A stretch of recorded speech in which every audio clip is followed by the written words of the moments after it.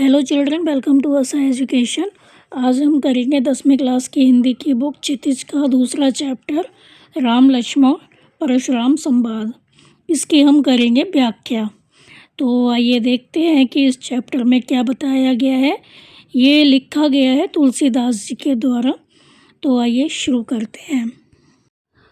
तो ये सब हैं चौपाई और लास्ट की 2 लाइनें हैं दोहा। तो पहले हम इसको पढ़ लेते हैं।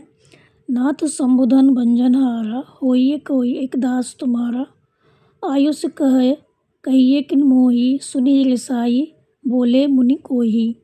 सेवक सोजो करे सेवकाई, अरि करनी करे लड़ाई। सुनहु राम जेहि शिव धनु तोरा, सहस्र बाहु समसो रिपु मोरा। सो बिलगाओ बिहाई समाजा, नाता मारे जेहि सब राजा। सुनी मुनि बचन लखन मुस्काने, बोले परस धरे अभिमाने। बहु धनु ही तोरि लड़काई, कभू न असिरिस कीन्ही गुसाई। यही धनु पर ममता के ही हेतु, सुनी रिसाई के भृगुकुल केतु। रे नृप बालक काल बस, बोलत तोहि न संभार। धनु ही सम त्रिपुरारि धनु, विदित सकल संसार। तो पहले हम लिखेंगे इसका संदर्भ और प्रसंग कि ये कहाँ से ली गई हैं पंक्तियाँ, इसके रचयिता कौन है और इसमें क्या बताया गया है। तो प्रस्तुत पद्यांश हमारी पाठ्य पुस्तक क्षितिज भाग 2 के पाठ राम लक्ष्मण परशुराम संवाद से लिया गया है।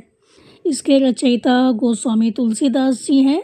यह अंश उनकी प्रसिद्ध रचना रामचरितमानस के बालकांड से संकलित है। तो ये जो अंश है उनकी प्रसिद्ध रचना है रामचरितमानस, उसके बालकांड से लिया गया है।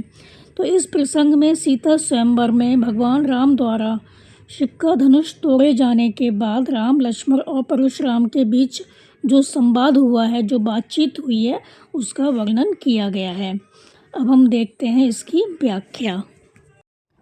तो नाथ संबुधन भंजनहारा, होई केउ एक दास तुम्हारा। आयुष कह कहिए किन मोही, सुने रिसाई बोले मुनि कोही। तो नाथ संबुधन भंजनहारा, होई केउ एक दास तुम्हारा। आयुष कह कहिए किन मोही, सुनी रिसाई बोले मुनि कोही। तो प्रसंग और संदर्भ में हम वही लिखेंगे जो हमने अभी बताया था सब में। तो इसका अर्थ हम देखते हैं। नाथ संबुधन भंजनहारा, तो रामचंद्र जी कहते हैं नाथ, हे नाथ, संबुधन, संबुधन मतलब शिव धनुष को, भंजनहारा मतलब तोड़ने वाला, शिव धनुष को तोड़ने वाला। होए के एक दास तुम्हारा, आपका कोई सेवक ही होगा। तो इंद्र शिव धनुष को तोड़ने वाला आपका कोई सेवक ही होगा। आयुष कहा कहिए किन मोही, आयुष मीन्स आदेश, कहा कहिए किन मोही, तो मुझे, मोही मीन्स मुझे आदेश दीजिए कि मैं क्या करूं। सच्चा सेवक कौन होता है? सच्चा सेवक वही होता है जो अपने स्वामी की सेवा करता है। तो हे प्रभु, मुझे बताइए कि आप क्या आदेश देना चाहते हैं।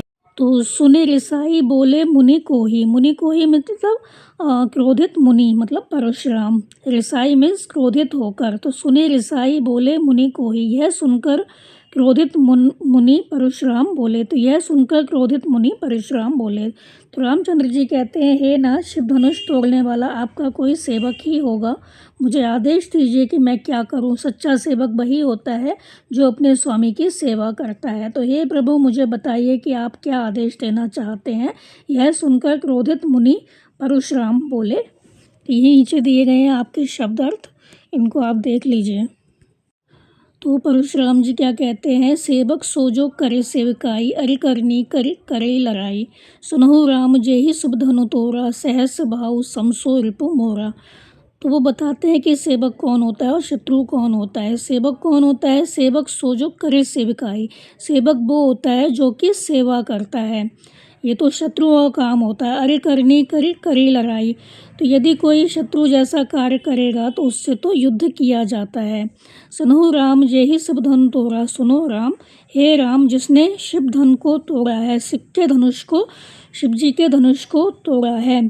सहस्र बाहु समसो रिपु मोरा, तो वह मेरे लिए सहस्र बाहु जैसा शत्रु है, वह मेरे लिए सहस्र बाहु के समान शत्रु है, वो वैसा ही मेरा शत्रु है जैसे कि मेरा शत्रु सहस्त्रबाहु था। तो सच्चा सेवक वही है जो सेवा करे। यदि कोई शत्रु जैसा कार्य करे तो उससे युद्ध किया जाता है।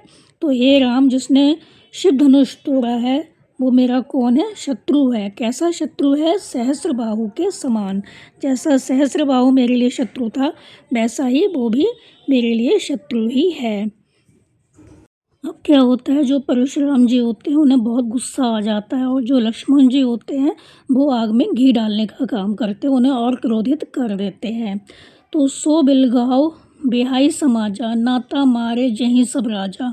सुनी मुनि बचन लखन मुस्काने, बोले परसु धरे अब माने। अब क्या होता है, जो परशुराम जी हैं वो क्या कहते हैं, सो बिलगाओ बेहाई समाजा, उस व्यक्ति को क्या करो, सभा से अलग कर दो। बिलगाओ मीन्स अलग कर दो, समाजा मीन्स समाज से, मतलब सभा से। तो सो बिलगाओ बेहाई समाजा, परशुराम जी कहते हैं जिस व्यक्ति ने ये काम किया है उसको सभा से अलग कर दो। नाता मारे जहीं सब राजा, नहीं तो क्या होगा, जहीं माने जाएंगे, नहीं तो सभी राजा मारे जाएंगे। क्योंकि मुझे पता ही नहीं है किसने ये काम किया है, उनको बहुत गुस्सा आता था। तो वो कहते हैं अगर कोई जिसने ये काम किया है वो यहाँ से चला जाए, नहीं तो सभी राजा मारे जाएंगे। अब क्या होता है, सुनी मुनि बचन लखन मुस्काने। अब परशुराम जी के वचनों को सुनकर, मुनि के वचन सुनकर लक्ष्मण जी मुस्कुराए, बोले परसु धरे अब माने।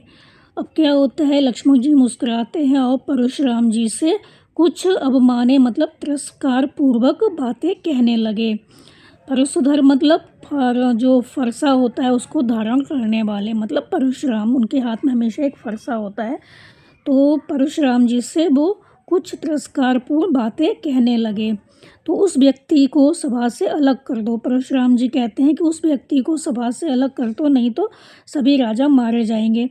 अब जो लक्ष्मण जी होते हैं वो तो बहुत शैतान होते हैं, तो वो क्या करते हैं, मुस्कुराते हैं। मुनि के वचन सुनकर लक्ष्मण जी मुस्कुराए। सुनी मुनि वचन लखन मुस्काने, बोले परसधर अभिमाने। और जो परशुराम जी थे उनके तिरस्कार में कुछ बातें कहने लगे।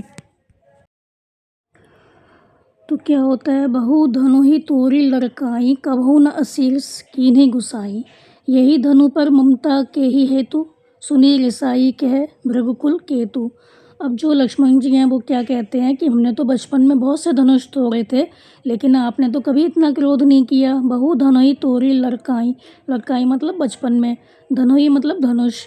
तो वो क्या कहते हैं लक्ष्मण जी, बहु धनुहि मतलब बहुत से धनुष, तोड़ी लड़काई बचपन में तोड़े थे, हमने तो बहुत से धनुष बचपन में तोड़े थे।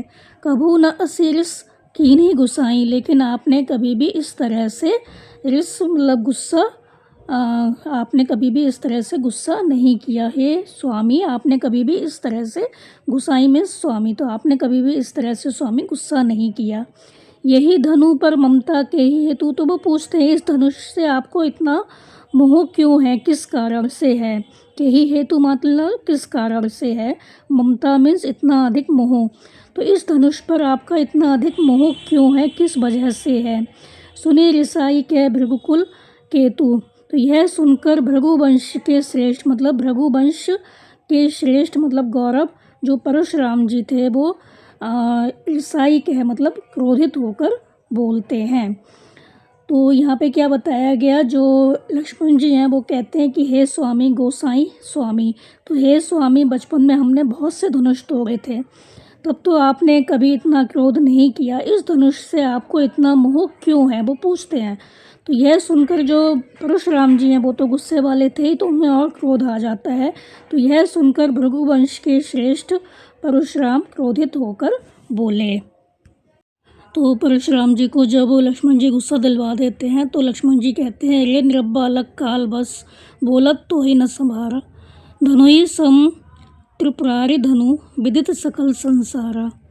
तो वो क्या कहते हैं, दोहा है, तो वो कहते हैं रे निरब्बालक कि हे राजकुमार, काल बस बोलत तो ही न संभारा, तुम मृत्यु के वश में होकर ऐसी बातें कर रहे हो। तुम्हें पता है कि मेरे को बहुत गुस्सा आता है, फिर भी तुम ऐसी बातें कर रहे हो। जहाँ परशुराम जी पहुँच जाएं वहाँ पर सबकी शामत आ जाती है, किसी को नहीं पता होता अब क्या होने वाला है। तो वो उसे धमकाते हैं कि अरे राजकुमार, तुम काल वश हो, मृत्यु के वश में होकर भी ऐसी बातें कर रहे हो। तो बोलत तो ही न सम्हारा, तो इसलिए अपने शब्दों को संभाल नहीं पा रहे हो। तुम्हारा नियंत्रण रखना मतलब संभाल नहीं पा रहे हो, अपने बस में नहीं है तुम्हारे जो शब्द हैं। धनु ही सम त्रिपुरारि धनु, तुम्हें पता नहीं है, क्या तुम जानते नहीं हो कि जो ये धनु है मतलब जो ये धनुष है वो भगवान शिव का धनुष है। विदित सकल संसार, जिसको पूरा संसार जानता है, जो पूरे संसार में प्रसिद्ध है। तो परशुराम जी क्या कहते हैं, अरे राजकुमार, तुम मृत्यु के वश में होकर ऐसी बातें कर रहे हो, इसलिए अपने शब्दों को संभाल नहीं पा रहे हो। क्या तुम नहीं जानते कि भगवान शिव का, त्रिपुरारि धनु मतलब भगवान शिव, विदित माने प्रसिद्ध, सकल संसार पूरा संसार, तो क्या तुम नहीं जानते हो कि भगवान शिव का यह धनुष पूरे संसार में प्रसिद्ध है। अब हम देखते हैं इसका साहित्यिक सौंदर्य विशेष। तो भृगुकुल केतु शब्द में परशुराम के लिए भृगु वंश का गौरव अर्थ लिया गया है। तो यहाँ परशुराम के क्रोध और स्वाभिमान का चित्रण हुआ है। भाषा, अवधि और शैली संवादात्मक है। छंद चौपाई है। भृगुकुल केतु में रूपक अलंकार है। तो इस पंक्ति में परशुराम के चरित्र की तेजस्विता और क्रोधी स्वभाव प्रकट हुआ है। तो ये था इसका अर्थ। इसके आगे के हम करवाएंगे अगली वीडियो में। तो यहाँ पर यही बताया गया है कि राम, लक्ष्मण और परशुराम के बीच क्या संवाद होता है जब रामचंद्र जी से धनुष टूट जाता है। तो आप इसको अच्छे से समझिए, याद करिए। कोई दिक्कत है तो आप कमेंट कर सकते हैं और हमारे चैनल को लाइक, सब्सक्राइब और शेयर करना बिल्कुल मत भूला करिए। Thank you.